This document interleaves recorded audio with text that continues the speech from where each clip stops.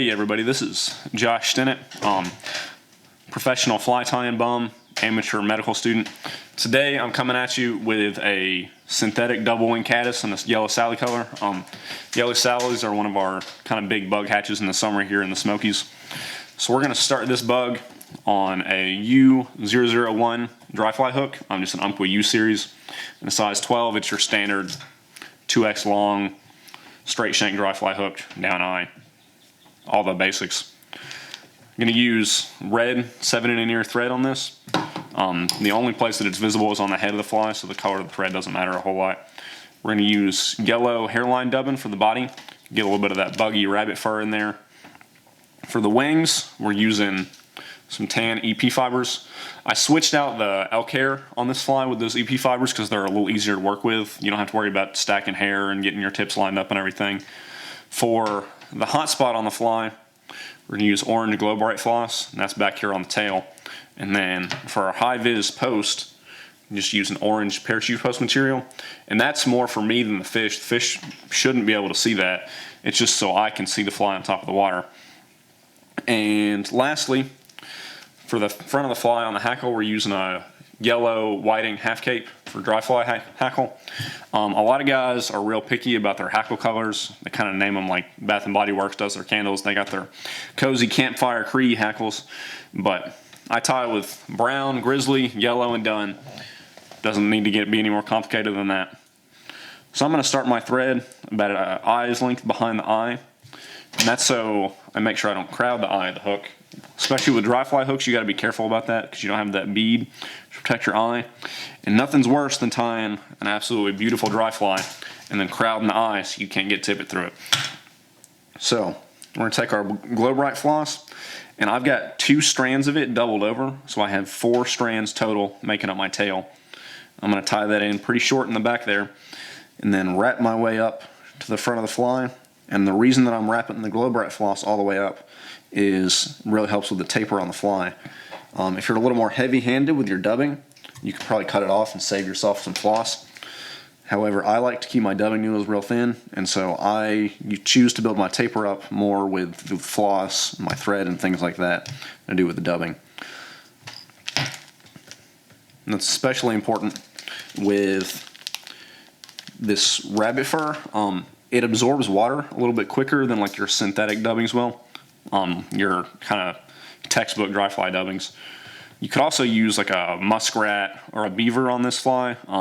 I just really like the bugginess on this rabbit, and rabbit is super easy to tie with. I can live, especially since I'm using so many other floaty things on this fly, I can live with a little bit of loss of flotation from my dubbing.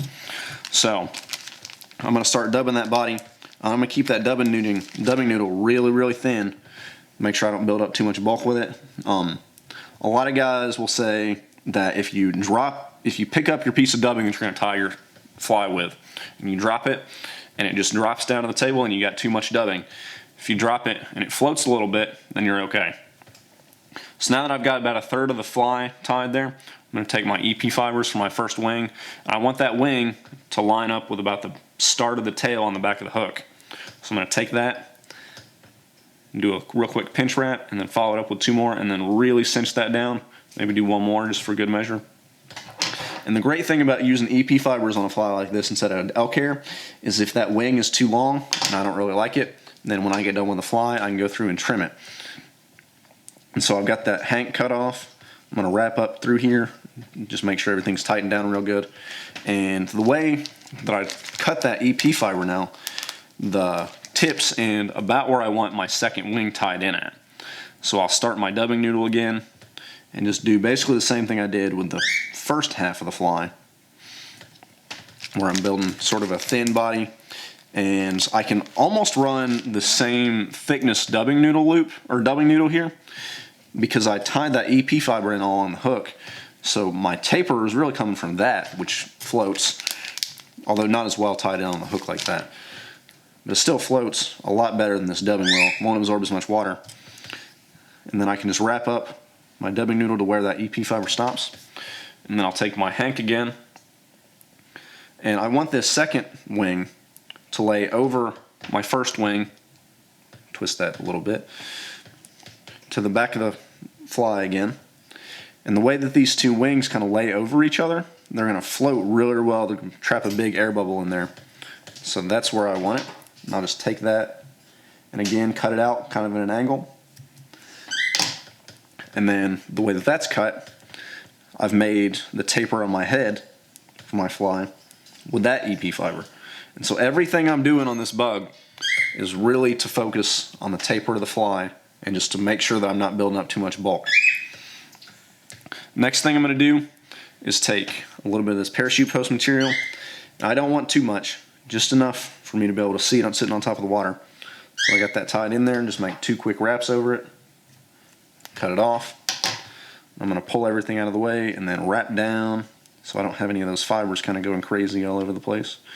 And then what I've done with my hackle here is I went ahead and sized a feather, pulled it off, and then if you can see, I've stripped some of the barbs off of the quill here, and that gives me a real clean tie-in point. And then I'm actually going to leave a bit of that quill sticking off the back of the fly, off the back of the tie-in point.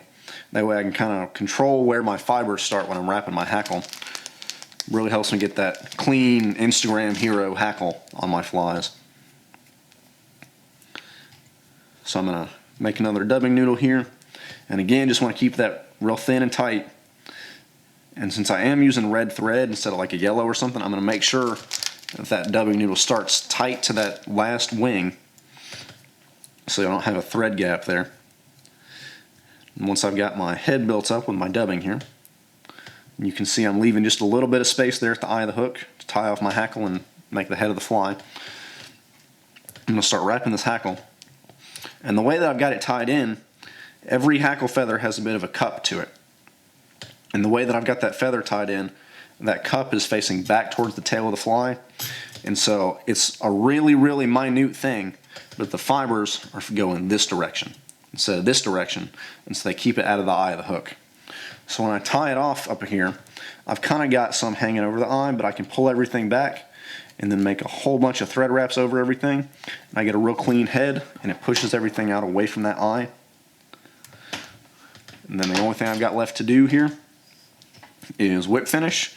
So I'll do like a 4-turn whip finish right here at the eye of the fly.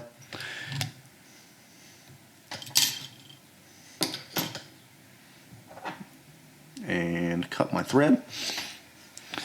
And as you can see, we've got a real easy fly here with a nice clean taper and then clean eye. Thanks, guys.